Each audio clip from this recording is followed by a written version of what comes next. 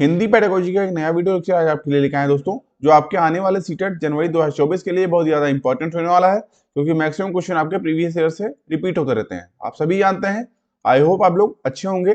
स्वागत है आपका स्टेट क्लासेस में। चलते हैं सीधे पहले क्वेश्चन की ओर। वीडियो अच्छा लगे वीडियो को लाइक कर सकते हैं, अपने दोस्तों में शेयर भी कर सकते हैं। पहला क्वेश्चन देखिए दोस्तों क्या कह रहा है। उच्च प्राथमिक स्तर पर भाषा सीखने सिखाने का उद्देश्य है। डी ऑप्शन आपका इस क्वेश्चन की राइट होगा। दोस्तों, उच्च प्राथमिक स्तर पर भाषा सीखने सिखाने का एक प्रमुख उद्देश्य भाषा की नियमबद्ध प्रकृति की पहचान करना और उसका विश्लेषण करना होता है। इस हिसाब से डी ऑप्शन आपका चारों में से सबसे अच्छा ऑप्शन आएगा। ठीक है, अगला क्वेश्चन। हिंदी भाषा सीखने के संदर्भ में कक्षा 8 में पढ़ने वाले बच्चे से यह अपेक्षित है कि वह, सी ऑप्शन आपका राइट होगा कि हिंदी भाषा सीखने के संदर्भ में कक्षा 8 में पढ़ने वाले बच्चे से यह अपेक्षित है कि विभिन्न संदर्भों में हिंदी भाषा का प्रभावी प्रयोग कर सके और भाषा की बारीकियों को भी वह जान सके। इस हिसाब से चारों में से सी ऑप्शन आपका सबसे अच्छा ऑप्शन होगा। ठीक है, अगला क्वेश्चन।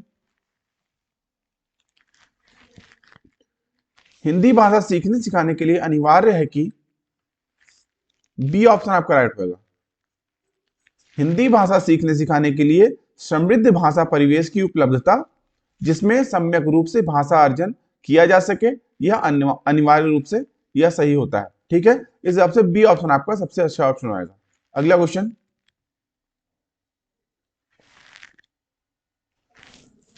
उच्च प्राथमिक स्तर पर हिंदी भाषा के आकलन में सबसे महत्वपूर्ण है। बी ऑप्शन आपका राइट होगा। जो उच्च प्राथमिक स्तर पर हिंदी भाषा के आकलन में महत्वपूर्ण बिंदु हिंदी भाषा की बारीकियों की समझ और प्रयोग है। ठीक है, इस हिसाब से बी ऑप्शन सबसे अच्छा ऑप्शन आएगा। अगला क्वेश्चन। भाषा अर्जन के संबंध में कौन सा कथन सही है। ए ऑप्शन आपका राइट होगा।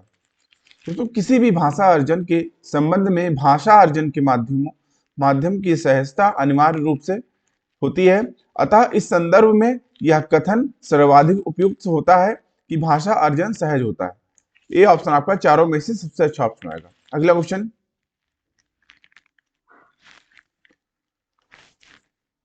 उच्च प्राथमिक स्तर पर विभिन्न विषयों पर आधारित पाठों को पाठ्य पुस्तक में शामिल करने का उद्देश्य है। बी ऑप्शन आपका राइट होगा। उच्च प्राथमिक स्तर पर विभिन्न विषयों पर आधारित पाठों को पाठ्य पुस्तक में शामिल करने का मुख्य उद्देश्य बच्चों को प्रयुक्त वैविध्य तथा भाषा की बारीकियों और उनके प्रयोग से परिचित कराना होता है। इस हिसाब से बी ऑप्शन आपका चारों में से सबसे अच्छा ऑप्शन होगा। अगला क्वेश्चन। आकलन का प्रयोग करने के लिए होना चाहिए। ए ऑप्शन आपका राइट होगा। दोस्तों, आकलन का प्रयोग सीखने में मदद करने के लिए होना चाहिए। ठीक है, अगला क्वेश्चन। दृश्य श्रव्य सामग्री का प्रयोग तब उपयोगी होता है जब बच्चे, बी ऑप्शन आपका राइट होगा। दोस्तों, दृश्य श्रव्य सामग्री या शिक्षण के किसी भी अधिगम की सार्थकता तभी होती है जब शिक्षार्थी किसी विषय पर अपनी बौद्धिक प्रतिक्रियाएं दे सके। इसके हिसाब से शिक्षण का उद्देश्य ही शिक्षार्थी में सकारात्मक सृजन और बौद्धिक क्षमता को बढ़ावा देना सबसे अच्छा साबित होता है। ठीक है, इस हिसाब से बी ऑप्शन आपका राइट होगा। अगला क्वेश्चन। उच्च प्राथमिक स्तर पर विभिन्न उद्देश्यों के लिए किए जाने वाले लेखन कार्य में सबसे महत्वपूर्ण है। डी ऑप्शन आपका राइट होगा। दोस्तों, उच्च प्राथमिक स्तर पर विभिन्न उद्देश्यों के लिए किए जाने वाले लेखन कार्य में डायरी लिखना सबसे महत्वपूर्ण आता है। इस हिसाब से डी ऑप्शन सबसे अच्छा ऑप्शन आएगा। अगला क्वेश्चन। उच्च प्राथमिक स्तर पर हिंदी भाषा के आकलन का सबसे कमजोर बिंदु है। डी ऑप्शन आपका राइट होगा। उच्च प्राथमिक स्तर पर हिंदी भाषा के आकलन का सबसे कमजोर बिंदु संस्कृत निष्ठ शब्दावली का प्रयोग है, क्योंकि कक्षा 8 के स्तर के बच्चों से अपेक्षित नहीं है कि वे तत्सम शब्दावली की सम्यक रूप से समझ रखते हो। इस हिसाब से डी ऑप्शन आपका राइट होगा। अगला क्वेश्चन। भाषा और लिपि के बीच, बी ऑप्शन आपका राइट होगा।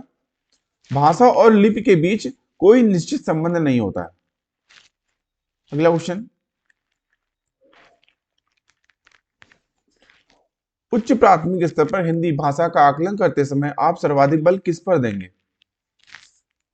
सी ऑप्शन आपका राइट होगा, पोर्टफोलियो।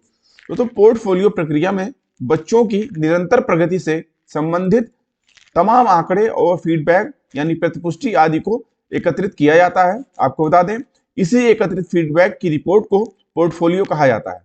इसका प्रयोग बच्चों की समस्याओं, आवश्यकताओं आदि को समझने तथा उन्हें उपचारात्मक शिक्षा प्रदान करने हेतु दिया जाता है दोस्तों, ताकि अधिगम को अधिक प्रभावी तथा स्थायी बनाया जा सके। इस हिसाब से सी ऑप्शन आपका इस क्वेश्चन के लिए सबसे अच्छा ऑप्शन होगा। ठीक है, अगला क्वेश्चन, बहुभाषिक कक्षा में बच्चों की भाषाएं, बी ऑप्शन आपका राइट होगा। दोस्तों, बहुभाषिक कक्षा में बच्चों की भाषाएं संसाधन के रूप में इस्तेमाल की जाती हैं। आपसी भाषिक आदान प्रदान से बच्चे एक दूसरे की भाषाओं को स्वतः ही सीखने लगते हैं। इस हिसाब से बी ऑप्शन आपका चारों में से सबसे अच्छा ऑप्शन आएगा। अगला क्वेश्चन, उच्च प्राथमिक स्तर पर व्याकरण पढ़ाने की आगमन पद्धति है, बी ऑप्शन आपका राइट होगा। दोस्तों, उच्च प्राथमिक स्तर पर व्याकरण पढ़ाने की आगमन पद्धति में उदाहरण से नियम की ओर जाते हैं। इस हिसाब से बी ऑप्शन आपका चारों में से सबसे अच्छा ऑप्शन आएगा। अगला क्वेश्चन, और हमेशा की तरह आज का प्रश्न आपके लिए, क्वेश्चन क्या है? अंतर्निहित भाषा क्षमता का संबंध का साथ है किसके? चॉम्स्की, जीन पियाजे, बी.एफ. स्किनर या लियो वाइगोत्स्की? इस क्वेश्चन का जवाब आपको कमेंट बॉक्स में देना है। साथ ही साथ आप ये भी बता सकते हैं कि आपके कितने क्वेश्चन सही हुए। दोस्तों, अभी तक आपने अगर चैनल को सब्सक्राइब नहीं किया तो चैनल को सब्सक्राइब कर लीजिए। साथ ही साथ बेल आइकन ऑन कर लीजिए, जिससे चैनल पे आने वाले सभी प्रकार के वीडियो की नोटिफिकेशन आपको टाइमली मिलते रहे। अभी की वीडियो को देखने के लिए आप सभी का धन्यवाद। मिलते हैं दोस्तों नेक्स्ट वीडियो में, तब तक के लिए थैंक यू। जय हिंद।